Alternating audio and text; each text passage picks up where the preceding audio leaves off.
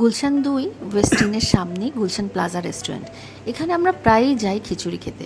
মামুনের এখানকার মাটন খিচুড়িটা খুবই পছন্দ। আর মামুন তো জানেন সবসময় বাসার খাবার খেতে পছন্দ হয় না, ওর বাইরে খাবারই বেশি পছন্দ। তো আমরা গুলশান প্লাজায় যাই খিচুড়ি খাওয়ার জন্য। তো সেদিন ওর আর খিচুড়ি খেতে ইচ্ছা করছিল না। ও কি অর্ডার করলো, ও সাদা ভাত অর্ডার করলো, মাছ, মুরগি, করলা ভাজি, ভর্তা, শুটকি ভর্তা, ডাল টাল এসব অর্ডার করলো। তো আমি তো ইদানিং খুব ডায়েট করার চেষ্টা করছি। তো আমি বললাম যে আমি এগুলো কিছু খাবো না, আমি বরং একটু হালিম খাই আর একটা লাস্সি দিবেন আমাকে। তো আমার খাবার দিয়ে গেল। তো ও আসলে সারাদিনে দেখা যায় একবেলায় ভালো করে খাচ্ছে। তো তখন সে বেশ খানিকটা মাসাল্লা মাসাল্লা ভাত নিল। ভাত নিয়ে সে করলা ভাজি দিয়েই পুরো ভাতটা খেয়ে ফেললো। ওই মাছ মাংস এগুলো তো ছুঁয়েও দেখলো না। একটু শুটকি ভর্তা আর একটু করলা ভাজি দিয়েই পুরো ভাতটা খাওয়া গেল।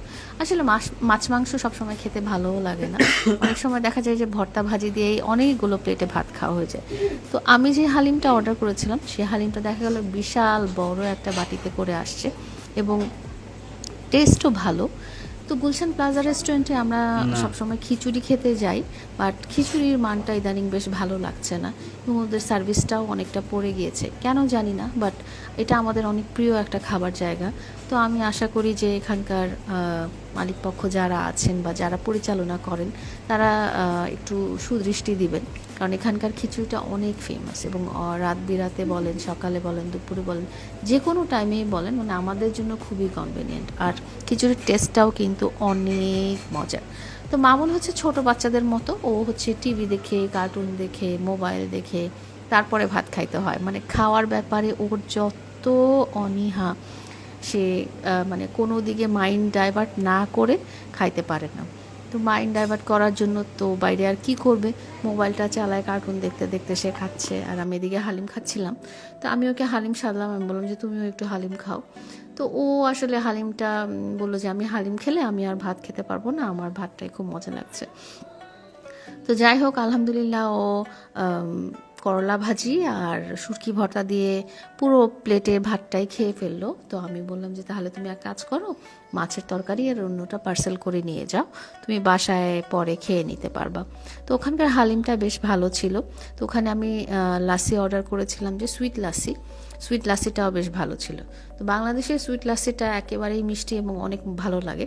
নেপালে যে একটা এক্সপিরিয়েন্স হয়েছে সেটা হচ্ছে সুইট লাসিতেও লবণ থাকে, মানে নেপালে সব কিছুতেই লবণ বেশি। তো গুলশান প্লাজা রেস্টুরেন্টটাতে আপনারা কে কে গিয়েছেন জানান এবং আপনারা কমেন্টে লিখেন এখনও কি আপনারা আগের মতো ভালো সার্ভিস পান বা খিচুড়িটা কি এখনও আপনাদের আগের মতো ভালো লাগে। আমাদের কেন জানি ভালো লাগছিল না।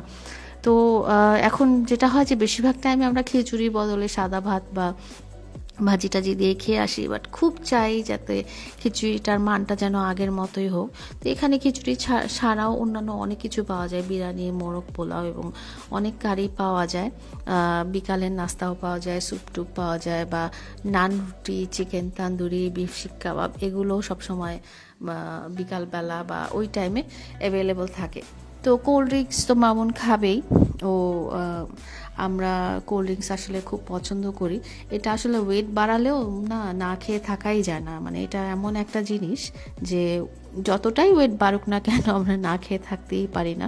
তো আমরা বাইরে খেতে আসলে অনেকটাই পছন্দ করি, বাইরের খাওয়াটা আমাদের কাছে একটা এন্টারটেইনমেন্টের মতো। আপনারা কে কে বাইরে খেতে পছন্দ করেন কমেন্টে জানাবেন এবং আমাদের ব্লগগুলো দেখতে থাকবেন।